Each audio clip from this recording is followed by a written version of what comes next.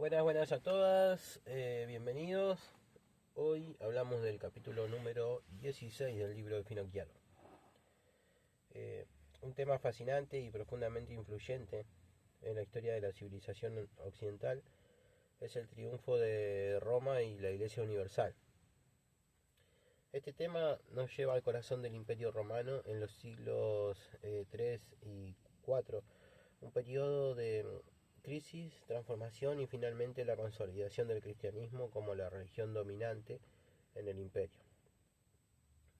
A través de este podcast vamos a explorar cómo el cristianismo pasó de ser una religión perseguida a convertirse en el eje central del poder político en Roma y cómo esta transformación tuvo un impacto duradero en la historia de Occidente. Para entender la magnitud de este cambio, primero tenemos que situarnos en el contexto del siglo IV. El Imperio Romano, que durante siglos había sido una fuerza invencible, estaba en crisis. Las fronteras estaban bajo constante ataque de tribus bárbaras y dentro del imperio las luchas por el poder habían debilitado el control central. El ejército, que una vez fue el pilar de la estabilidad romana, ahora deponía y nombraba emperadores a su antojo, lo que resultaba en una sucesión interminable de guerras civiles. Pero no era solo una crisis militar y política. Roma también estaba experimentando una decadencia de los valores tradicionales que habían sostenido su grandeza. Los antiguos dioses y cultos romanos que alguna vez habían unificado el imperio ya no parecían ofrecer la misma cohesión social. En medio de este caos surgió una nueva fuerza unificadora, el cristianismo. Ahora hablemos de cómo el cristianismo pasó de ser una religión perseguida a convertirse en la religión oficial del imperio. Empecemos con la figura clave de esta transformación, Constantino. Aunque no fue el primer emperador en interesarse por el cristianismo, fue el que entendió su potencial como una herramienta política. En el año 313, Constantino emitió el Edicto de Milán, que legalizó el cristianismo en todo el imperio. Pero ¿por qué hizo esto? Porque Constantino vio en el cristianismo una fuerza unificadora que podía ayudar a restaurar el orden en un imperio fracturado. A través de este edicto no solo permitió que los cristianos practicaran su fe libremente, sino que también les devolvió las propiedades que les habían sido confiscadas durante las persecuciones. Esto marcó el inicio de una nueva relación entre el Estado y la Iglesia, donde ambos se beneficiaban mutuamente. Pero el verdadero genio de Constantino no se detuvo en la legalización del cristianismo. En, en el 325 convocó el Concilio de Nicea, un evento crucial en la historia del cristianismo. Y este concilio tenía un objetivo claro, que era resolver las disputas doctrinales que estaban dividiendo a la Iglesia. La más importante de estas disputas era el arrianismo, una herejía que negaba la divinidad plena de Cristo.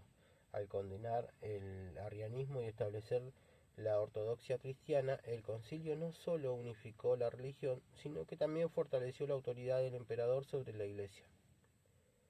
Esto fue un movimiento estratégico para asegurar que el cristianismo, bajo una doctrina unificada, pudiera servir como una base sólida para la estabilidad del imperio.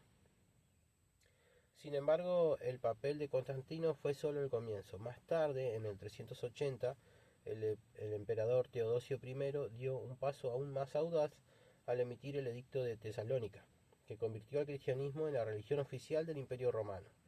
Y con este edicto, Teodosio no solo reconoció el cristianismo, sino que eliminó el apoyo oficial a todas las demás religiones, marcando el fin del paganismo como religión estatal. Este acto consolidó definitivamente la alianza entre la Iglesia y el Estado y selló el destino del cristianismo como la religión dominante de Europa durante los siglos venideros. Pero este proceso de cristianización no fue sin sus contradicciones y tensiones. eh, Contrapongamos ahora las ideas y figuras involucradas en esta transición, pues no fue nada sencillo. Por un lado tenemos a Constantino, quien aunque se convirtió en un defensor del cristianismo, lo utilizó principalmente como una herramienta política. Su conversión, al menos según los historiadores, no fue un acto de fe pura, sino una maniobra estratégica para unificar un imperio en crisis.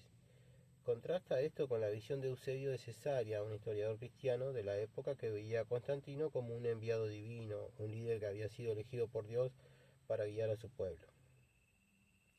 Por otro lado tenemos a Teodosio, cuyo enfoque fue más drástico, mientras que Constantino promovió la coexistencia, al menos inicialmente, de varias religiones.